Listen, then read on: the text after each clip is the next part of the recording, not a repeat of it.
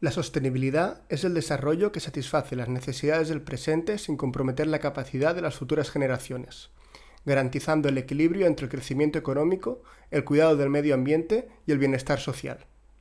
Este concepto aparece por primera vez en 1987, en el informe Brundtland, o también conocido como Our Common Future. Este informe, publicado para las Naciones Unidas y liderado por la ex primera ministra noruega Gro Harlem Brundtland, alertaba de las consecuencias medioambientales negativas del desarrollo económico y la globalización, y trataba de buscar posibles soluciones a los problemas derivados de la industrialización y el crecimiento de la población, el cual, aún hoy en día, a pesar de que cada año crecemos menos, seguimos creciendo cada año, lo que deriva en que cada vez se requiere un mayor número de recursos a nivel global, y esto implica que sea necesaria la optimización y mejora en la eficiencia de los procesos, para producir más con menos, contaminando menos y produciendo un menor impacto al medio ambiente. El informe es una constante crítica al modelo económico internacional, al estilo de vida de las personas en la lógica de la oferta y la demanda en cuanto a la capacidad de un consumo desmedido de productos para satisfacer unas necesidades, las cuales muchas veces no son de primera necesidad. Por lo tanto, los pilares objetivos del informe, que coinciden con los tres pilares de la sostenibilidad, el vector social, ambiental y económico, fueron los siguientes. Primero, llevar a cabo dos tipos de restricciones, ecológicas y morales, es decir, la conservación del planeta y renunciar a los niveles de consumo a los que no todos los individuos pueden aspirar. También se pedía un crecimiento económico en los lugares donde no se satisfacen las necesidades anteriores, es decir, en aquellos países en desarrollo. Un control demográfico, referido principalmente a las tasas de natalidad. No poner en peligro los sistemas naturales que sostienen la vida en la Tierra. Subordinar la conservación de los ecosistemas al bienestar humano, pues no todos los ecosistemas pueden ser conservados en su estado virgen. Otro objetivo era que el uso de los recursos no renovables debe ser lo más eficiente posible. Y por último, cuidar el planeta y sus alrededores. Y es que el desarrollo sostenible requiere entender que la inacción traerá consecuencias. Se deben cambiar las estructuras institucionales y fomentar la conducta en relación a los objetivos anteriormente descritos. También se puso de manifiesto la necesidad de llevar a cabo una nueva conferencia a nivel mundial, dado que los objetivos propuestos en conferencias anteriores no estaban siendo cumplidos. Así, en 1992 se llevó a cabo la Conferencia sobre Medio Ambiente y Desarrollo en Río de Janeiro, Brasil. Ahí se terminó de aclarar el concepto de desarrollo sostenible, tratando de integrarlo a la base que se sentó en la Conferencia sobre el Medio Humano de Estocolmo, en 1972. Con el objetivo de establecer una alianza mundial nueva y equitativa, mediante la creación de nuevos niveles de cooperación entre los Estados, los sectores clave de las sociedades y las personas, procurando alcanzar acuerdos internacionales en los que se respetasen los intereses de todos y se protegiera la integridad del sistema ambiental y del desarrollo mundial. Muchos de los retos a los que se enfrenta actualmente el ser humano, tales como el cambio climático, la escasez del agua, las desigualdades o el hambre, solo se pueden resolver desde una perspectiva global y promoviendo el desarrollo sostenible, una apuesta por el progreso social, el equilibrio medioambiental y el crecimiento económico. Posteriormente a la creación de organismos como el Panel Internacional de Cambio Climático, o IPCC, en 1988, o de llegar a acuerdos entre naciones como el Protocolo de Kioto en 2005, el 12 de diciembre de 2015 se adoptó en París un acuerdo, el Acuerdo de París, un acuerdo a 196 partes. Este es un tratado internacional sobre el cambio climático que, a diferencia de en anteriores ocasiones, sí que es jurídicamente vinculante para aquellos países que lo ratifican. Además, juntamente con el acuerdo, se lanzó la Agenda 2030, con los Objetivos de Desarrollo Sostenible, de los cuales también hablaremos en este vídeo. El principal objetivo del Acuerdo de París es limitar el calentamiento mundial a muy por debajo de 2 grados, preferiblemente 1,5, en comparación con los niveles preindustriales. Para alcanzar este objetivo de temperatura a largo plazo, los países se proponen alcanzar el máximo de las emisiones de gases de efecto invernadero lo antes posible, para lograr un planeta con el clima neutro para mediados de siglo. Pero, ¿en qué consiste exactamente el Acuerdo de París?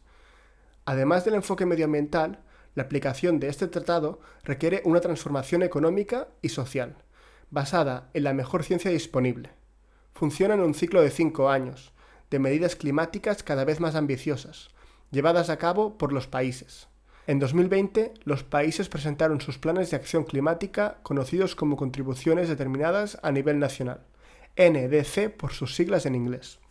En sus NDC, los países comunican las medidas que tomarán para reducir sus emisiones de gases de efecto invernadero con el fin de alcanzar los objetivos del Acuerdo de París. Los países también comunican en dichas contribuciones las acciones que tomarán para crear resiliencia y adaptarse a los efectos del aumento de las temperaturas.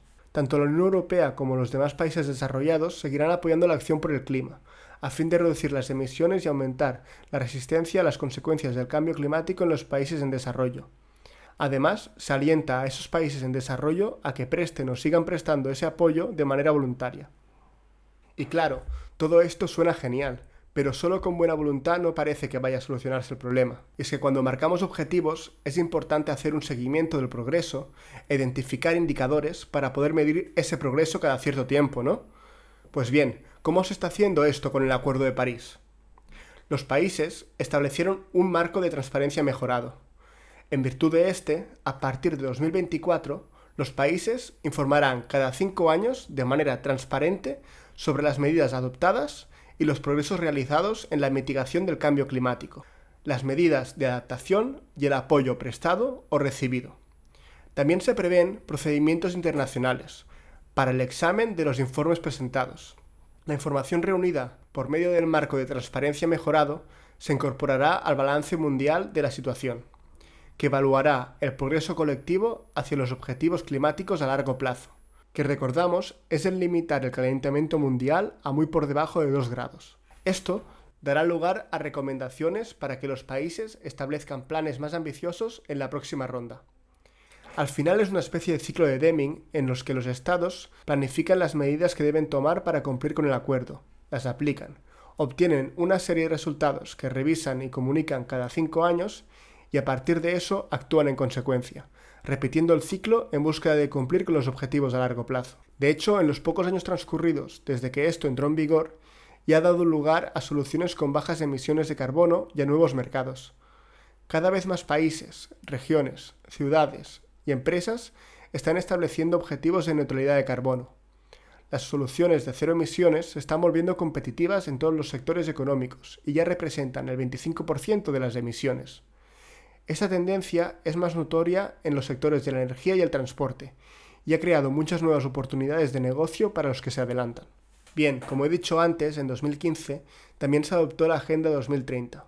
De aquí salen los Objetivos de Desarrollo Sostenible, o ODS, como una llamada de Naciones Unidas a todos los países del mundo para afrontar los grandes desafíos a los que se enfrenta la humanidad y garantizar que todas las personas tengan las mismas oportunidades y puedan llevar una vida mejor sin comprometer el futuro del planeta.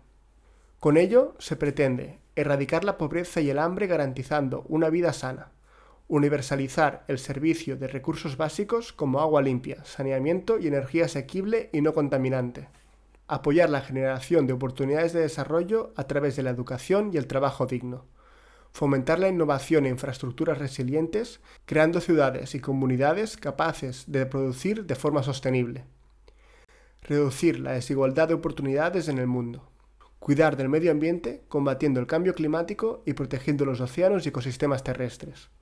Y por último, promover la colaboración entre los diferentes agentes sociales para crear un ambiente de paz y desarrollo sostenible.